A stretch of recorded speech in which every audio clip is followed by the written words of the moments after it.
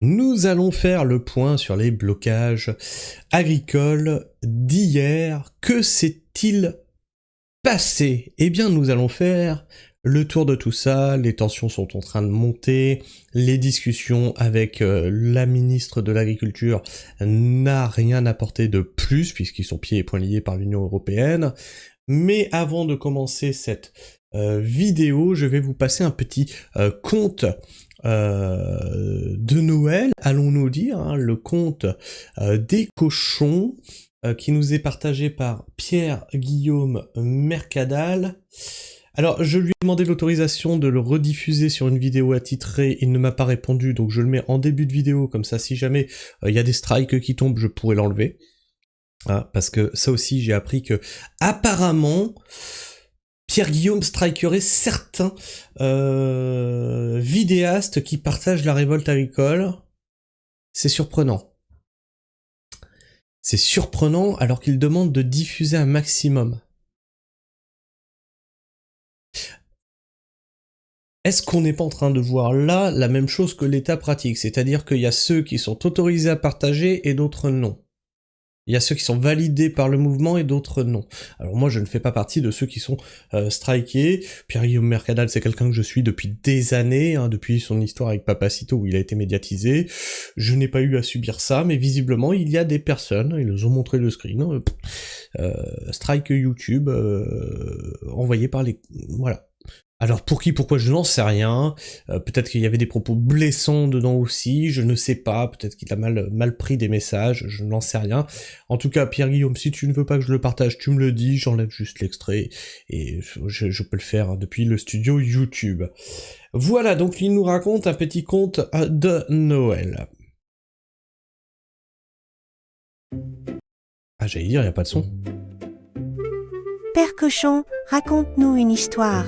Approchez, mes enfants, et écoutez bien. Je vais vous raconter une histoire qui n'est jamais arrivée, dans un pays qui n'existe sur aucune carte. Dans ce pays imaginaire, les gens dépendaient de grands chemins de fer. Les trains y passaient vite, trop C'est un pays imaginaire. Toute ressemblance avec un pays qui existerait...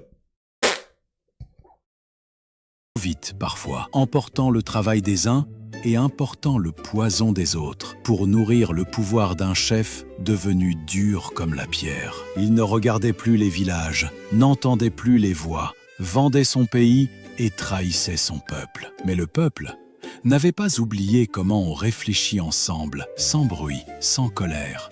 Pas pour casser, pas pour se battre, ni mettre en danger leur vie, ni celle de leur famille. Ils ont choisi la prudence, la ruse et l'union. Mais Père Cochon, concrètement, comment ont-ils agi? Ils avaient deux astuces toutes simples, que tout... Et là, écoutez bien, vous ne pouvez pas vous mobiliser sur... Si c'était dans notre pays, par exemple, hein, mais c'est un pays imaginaire. Mais, vous voyez, les petits cochons qui ne peuvent pas trop bouger, qu'est-ce qu'ils peuvent faire, selon vous? Voilà, hein, dans ce pays imaginaire qui est le pays des cochons laineux. Qu'est-ce qu'ils peuvent faire pour se révolter contre leurs dirigeants au cœur de pierre qui trahit leur pays?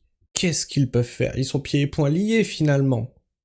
Tout le monde à son niveau pouvait appliquer. Lorsque les habitants faisaient leurs courses au supermarché, ils prenaient des caddies et y déposaient uniquement les produits frais venus de l'étranger, pas ceux du coin, seulement ceux qui avaient beaucoup voyagé. Puis, arrivés au bout du rayon, ils s'arrêtaient. Ils laissaient le caddie là, bien rangé, et repartaient comme ils étaient venus, car le frais resté trop longtemps hors du froid ne retourne pas au frais. Les employés ne pouvaient pas le remettre en rayon. Ils devaient le jeter, et l'argent se perdait doucement. Les grandes surfaces, bien que complices du grand chef, n'obéissaient qu'à une seule règle, celle du profit. Mais quand elles ont vu que toujours les mêmes produits perdaient, que les clients étaient en colère, alors elles ont réfléchi et ont commencé à avoir envie d'autres façons de se fournir, et ont mis la pression au grand chef pour arrêter de perdre de l'argent. C'est une bonne idée. Et pour ceux qui en avaient marre du grand chef et qui voulaient aider ceux qui manifestent à être plus efficaces, c'était quoi la solution? Vous avez raison, mes petits. C'est pour cela qu'ils ont eu aussi une autre idée. Dans ce pays imaginaire, les gens dépendaient de grands chemins de fer. Alors, ils ont arrêté tous les trains pour que le chef accepte enfin de les Mais comment ils ont fait pour arrêter tous les trains, les gens du pays des cochons? Ils ont quand même pas saboté et mis des troncs d'arbres sur les voies ferrées? Non, parce qu'ils ne veulent pas abîmer le matériel. Alors c'est très intéressant. Il n'empêche que c'est là qu'on voit que beaucoup critiquent l'IA, mais là j'ai trouvé l'utilisation de l'IA très intelligente en fait. Entendre. Père Cochon, comment ont-ils fait ça? Ils ont agi avec un soin extrême, comme on le fait quand la vie est précieuse. Ce qu'ils ont fait n'était ni un jeu, ni un exemple à suivre. C'était seulement, dans cette histoire, une manière d'arrêter le temps. Ils utilisent C'est... Attention, hein.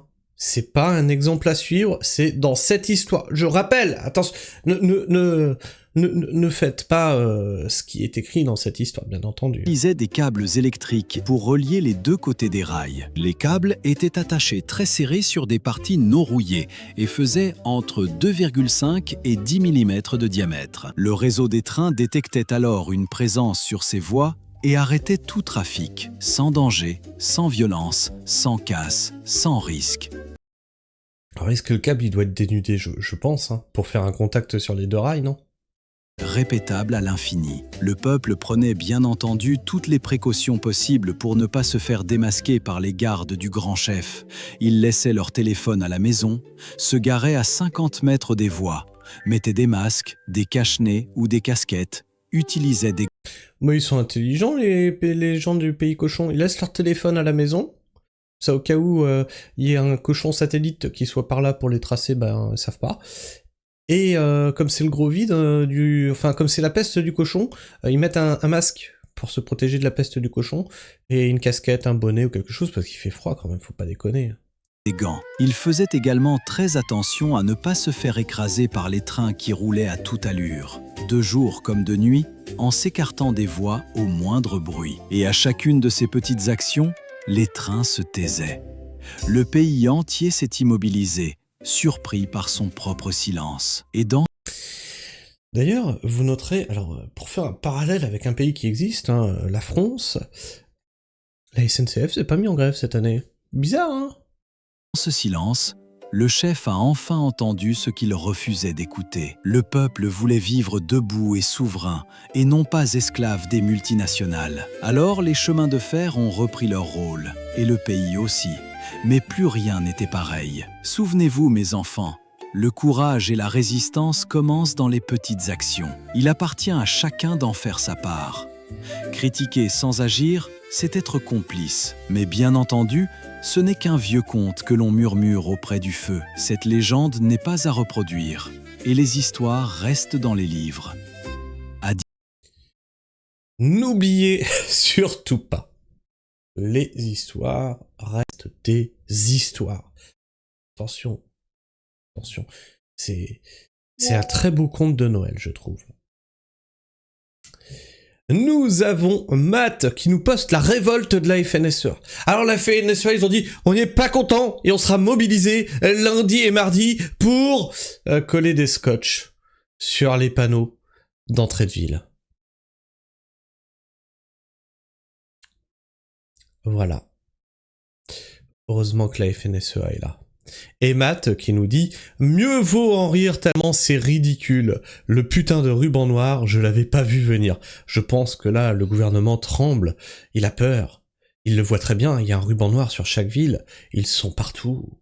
Dans les villes, dans les campagnes.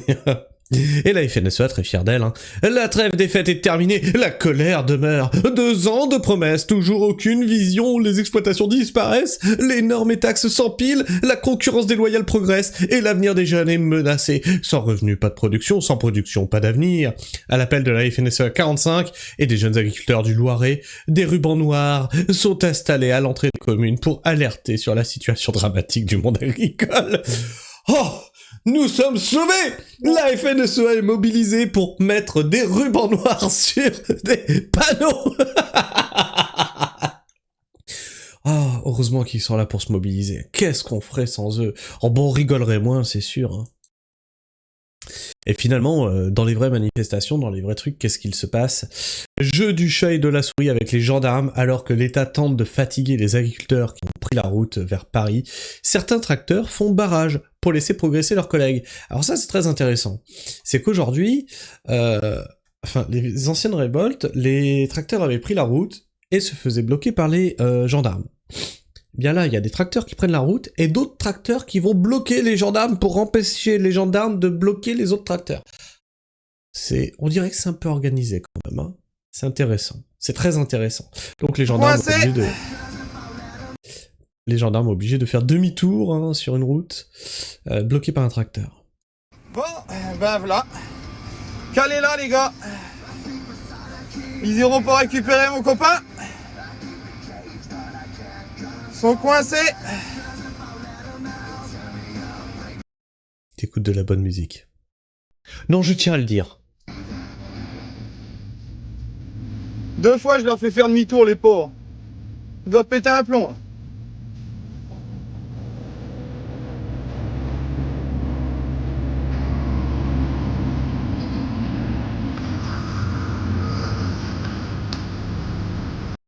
Bon, 30 tracteurs d'Aveyron en route pour Paris. Une trentaine de tracteurs de la CR12 s'est mise en route pour Paris. Les convois de province sont de plus en plus nombreux. Ils atteindront Paris d'ici 2 jours en comptant les ralentissements opérés par les forces de l'ordre. Donc nous sommes le 7 au moment où je tourne ça. Ils arrivent certainement le 8, voire dans la nuit du 8 et du 9. Puisque ça c'était hier, c'était posté au 6. Le convoi de la CR47 bloqué par les gendarmes. En route vers Paris, les agriculteurs de la CR47 se sont retrouvés bloqués pendant plusieurs minutes par la gendarmerie.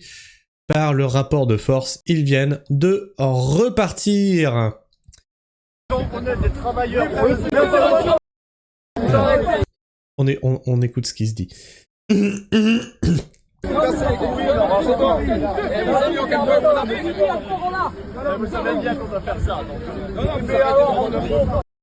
Le gendarme qui leur dit « Mais vous savez bien qu'on doit faire ça. » C'est intéressant, vous savez qu'on doit suivre les ordres. Vous arrêtez vos conneries, ne faites pas ça. Vous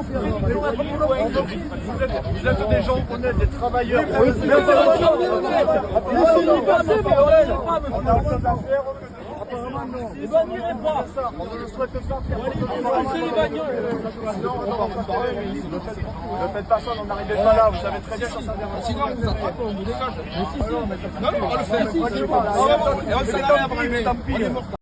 Le gendarme, je trouve très diplomate. Tu vois qu'il est là, il est obligé de suivre les ordres. Il leur dit « Vous êtes honnête, vous êtes travailleurs.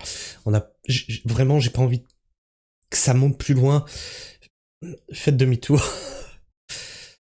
Mec, juste arrête de suivre les ordres.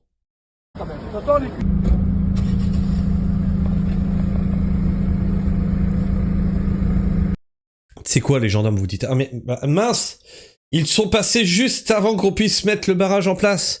Quel dommage. Je suis circonspect. Oupsie, la boulette. Chef, Macron, j'ai glissé, chef.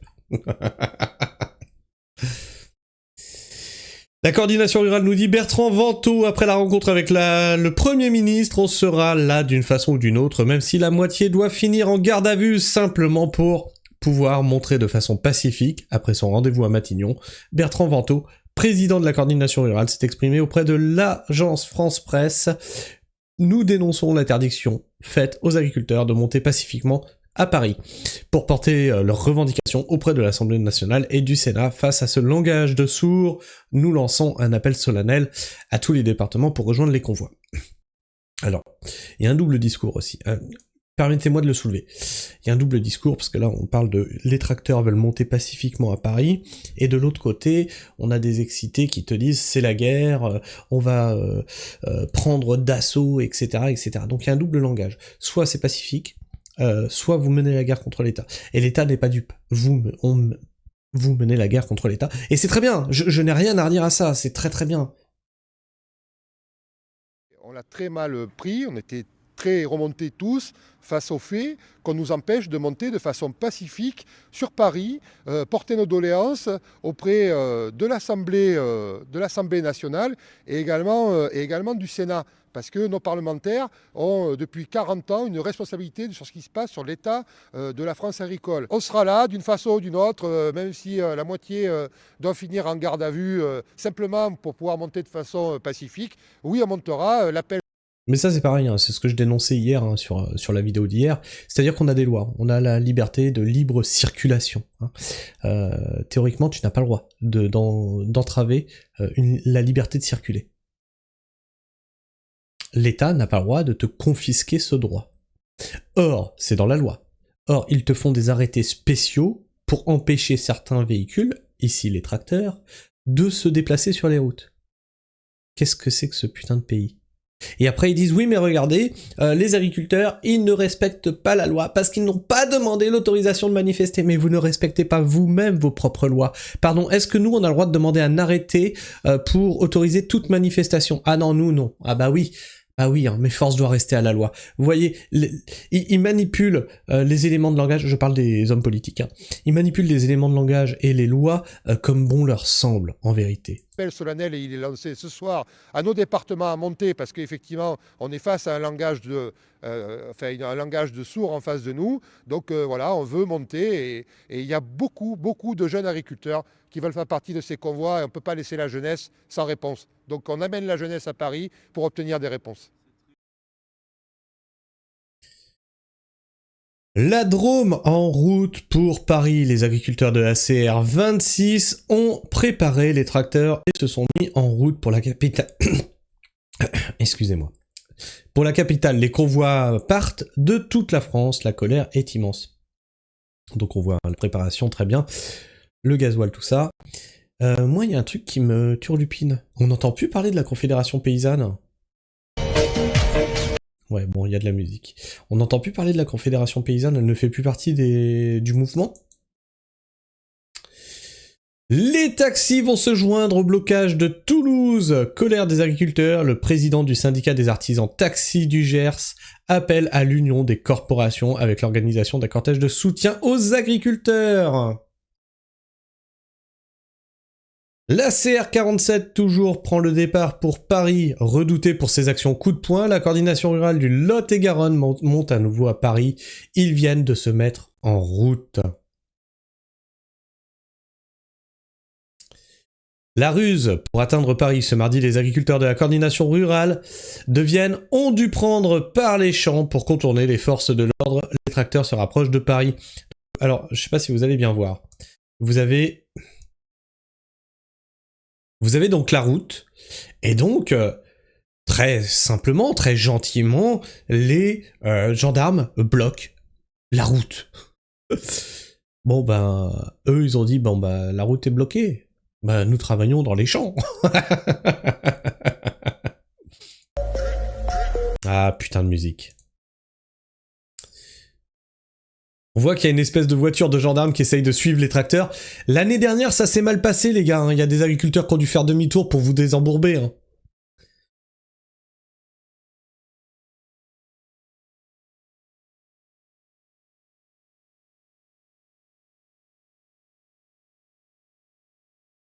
Et donc, bah oui, bah c'est fait pour être dans les champs. Donc vous pouvez pas l'arrêter aussi simplement. En ordre de bataille, les consignes sont données. Lionel Cordélon, le patron des troupes paysannes du Gers, a donné ce soir les ordres avant que les convois de tracteurs ne partent vers Toulouse. Alors écoutons-le. Je pars, porte fermée à clé. C'est tout. Ils veulent pas discuter, on va pas discuter. Bon, la porte, elle est fermée à clé. Tu veux rentrer, tu veux discuter, tu brises la vitre. Moi, je n'aurai pas froid dans la cabine, j'ai du gasoil pour 2 jours. C'est pas un problème. Vous avez de quoi bouffer là, dans les tentes et compagnie, vous embarquez tous une bouteille d'eau et des biscuits. C'est pas un souci, il y a tout ce qu'il faut. Mais on va se faire déglinguer le cul jusqu'à Toulouse. Les voitures, les tracteurs aussi. On va pas vous cacher les choses. On l'a jamais fait.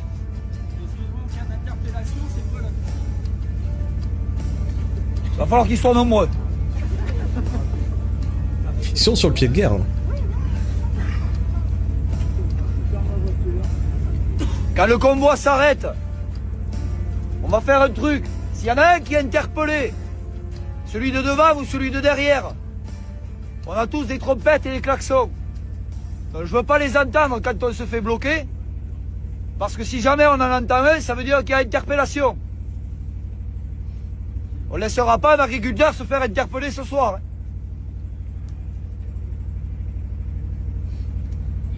Donc, les trompettes à la con et les klaxons, vous savez ce que c'est. Et on sera solidaire avec les taxis parce qu'ils sont avec nous, on ne les laissera pas. C'est l'un qui s'est interpellé, on ira l'aider. Bravo. Merci à vous. Merci à vous.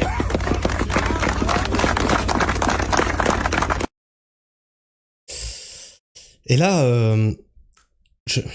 on voit qu'il y a des têtes d'affiche qui se détachent de ce mouvement. Et vous pouvez être sûr, vous pouvez être persuadé que ça va être les premiers à être attaqués par l'État, mis au tribunal, etc., etc. Pour avoir pris position. Les premiers tracteurs bloquent le périph' de Toulouse. Seulement une vingtaine d'agriculteurs ont pu atteindre le périph' toulousain. Les autres sont bloqués un peu plus loin par les forces de l'ordre mobilisées massivement.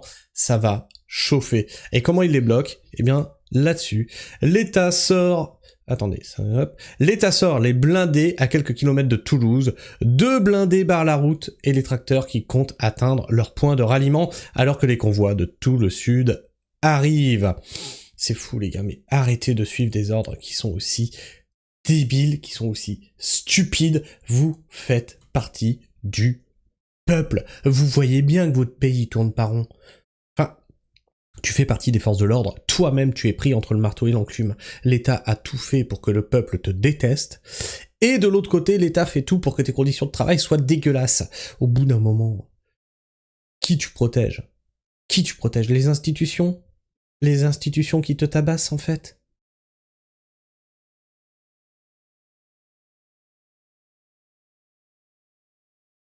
À vous désolidariser comme ça du peuple, il faut pas vous étonner qu'il y ait une rancœur derrière. Ça m'attriste, parce que vous êtes là pour protéger et servir. Et pas pour protéger et servir un petit roitelet qui se pense maître du monde. Mais pour protéger et servir vos concitoyens. Bref, je sais pas ce que vous pensez de tout ça, n'hésitez pas à me partager votre avis, votre opinion dans l'espace commentaire, à vous abonner si vous êtes encore là en fin de vidéo, et bien entendu, à partager cette vidéo autour de vous, à la liker, la booster, la commenter pour faire gigoter l'algorithme de YouTube. Sur ce, moi je vous fais la bise, prenez soin du sol, et restez pragmatique. Ciao.